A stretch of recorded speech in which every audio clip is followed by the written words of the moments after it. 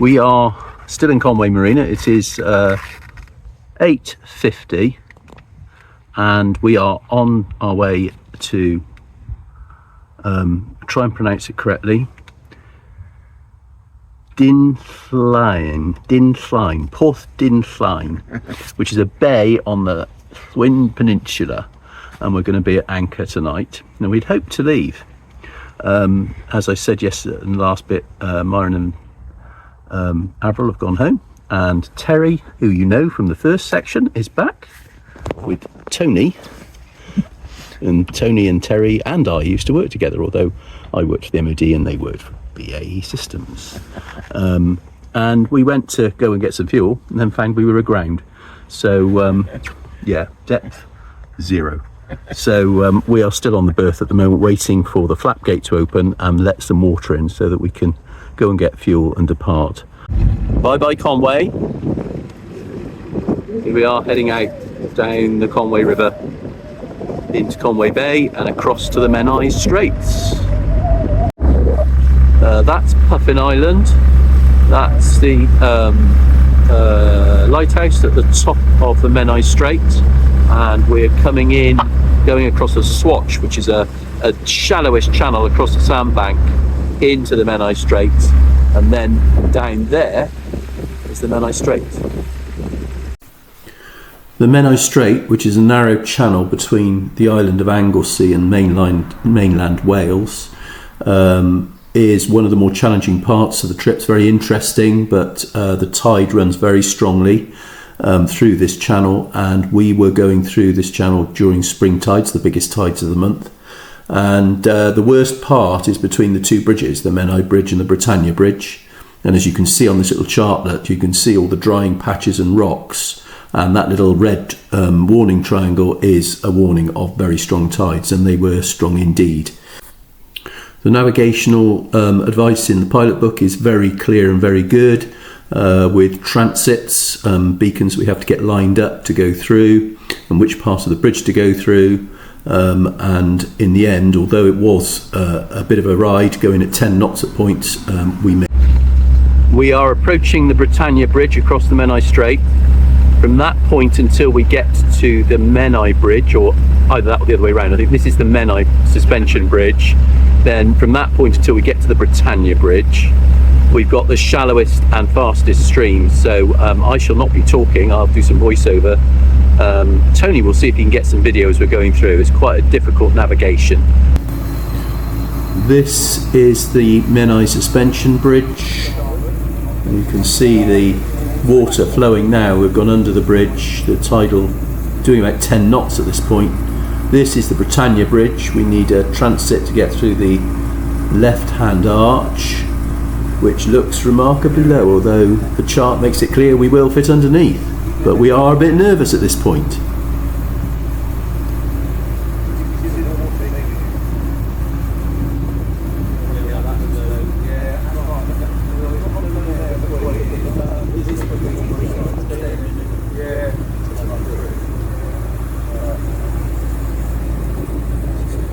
As you see. And then we had to head across towards Lord Nelson to miss another drying patch, and after that we were out and in the open heading for Carnarvon. So this is us just passing Carnarvon. You can just see Carnarvon Castle there on the right hand side. There is a marina in there that we did think about stopping at, but weather was so good we continued on to Porth Dinllaen. We're just exiting through the sandbanks up the south-east end of the Menai Straits, and that over there is the Llwyn Peninsula. Going down, we'll go around there, the very end of it, where there's Bardsey Island. We will hopefully go around that tomorrow. Don't often see a sea as calm as that. Leaving a wake all the way back to the Menai Straits. Llwyn Peninsula still. We anchored in Porth Dinllaen, and we got the dinghy out and we came across to the beach and went to the pub for a couple of pints. What a gorgeous place. I saw this place on television when I was watching All at Sea with Timothy Spall, where he takes a barge around the UK, and he came in here as well. Yeah, lovely place. Goodbye to Porthdinllaen. Lovely little place on wet and weather like this. Wouldn't be much fun if it was blowing, but superb. And over here, I'm not sure if we're going to see them. I think I can. On these rocks, we've been hearing grey seals hooting, and I think you see two there, just on the end of the little bit of rock resting on there. If I can zoom in on it, you see just there are two seals, grey seals. The isolated danger mark rock, just leaving Porthdinllaen with sunrise behind. Well, the sun's risen really, it's 6 o'clock in the morning, so it feels like sunrise. This is a screenshot of my RYA Safe Tracks app. Won't explain what it is, but it's tracking the boat. This is the track of the boat. This is the end of the Llwyn Peninsula with Bardsey Island just beyond. And this was I'm not sure if it was an error as such, but we thought we might get to Bardsey Island at slack water and therefore go between Bardsey Island and the end of the peninsula. However, this is a place renowned for tidal races, and it was a spring tide. Anyway, we were later than the tide was predicted. We got down there and thought, well, we'll give it a go. And as you can see, we went into the sound to try and get through, hugging the shore. However, we got to a point where the boat started to go backwards because the tide was so strong coming up through the sound. And in the end, we gave up and had to go around the island. Not that it made a big difference. But yeah, so that's we didn't have any video of that because we were quite busy steering the boat in a lot of whirlpools and not so much rough water, but a lot of tidal streams. Well, we think we were visited by 3 pods of dolphins. These first ones being, we think, common dolphins, and then after that we were visited by a pod of what we think were bottlenose dolphins, much larger dolphins.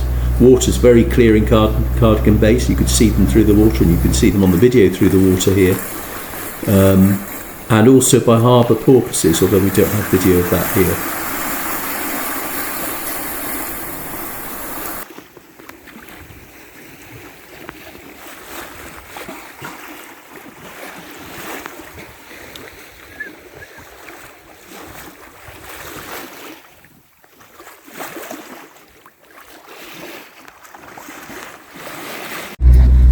It's been quite a long day. Haven't seen much because we've been right out in Cardigan Bay, although the dolphins were a real treat. We're now approaching Fishguard. Breakwater probably not visible to you, but it is there in the bay, and we are going in to anchor in the entrance of the old harbour. Meant to be very pretty, apparently where they filmed under Milkwood years ago. So yeah, along a very lovely hot day. I'm not going to complain about the heat because I've complained about the cold so far. Looking down, full circle at anchor in the entrance to the lower harbour at Fishguard. So goodbye to Fishguard. Had a very peaceful night at anchor in there. Very, very calm. Not so calm this morning, but very calm last night. Fish and chips, got a shower at the yacht club. And we are now on our way to Milford Haven.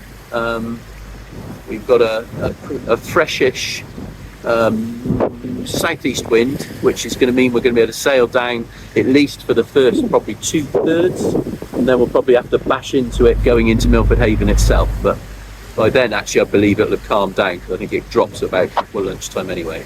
So yeah, so we're on our way to Milford Haven. We've got a couple of interesting tidal gates to get through. Ramsey Sound. We're not going to go through Jack Sound, which is by Skomer Island. We're going to go outside of that. There's no real benefit going through it. And then round into Broad Sound into Milford Haven, where we will be holed up for at least 2 days, possibly more. We'll look at the weather when we get there. This is Ramsey Sound. We've just come round. This is all Dave's Head here. Price's Point back there. This is Ramsey Sound, which is a bit like Bardsey Sound. We didn't get any video of yesterday, except we're going with the right tides today. So we're ploughing along at about 8 knots at the moment. Ramsey Island. Next island we'll see in the distance will be Skomer.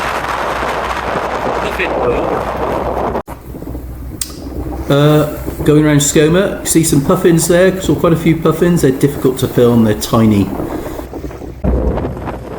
Coming into Milford Haven now. Lighthouse there on top. See the entrance car behind. We've had a good sail today. The last hour since we came round Skomer has been very lovely. And guess what? Yeah, the old story. Then into Milford Haven Harbour. Very industrial at bottom end, LPG, oil terminals, power stations. We ended up not being able to get in the marina on the night we arrived, either of the marinas. And so we anchored in a bay called Crow Sound, not the prettiest bay, but very peaceful and close to Milford Haven Marina. We then, later, the next morning, wind had got up considerably. We knew we were in for a rough few days.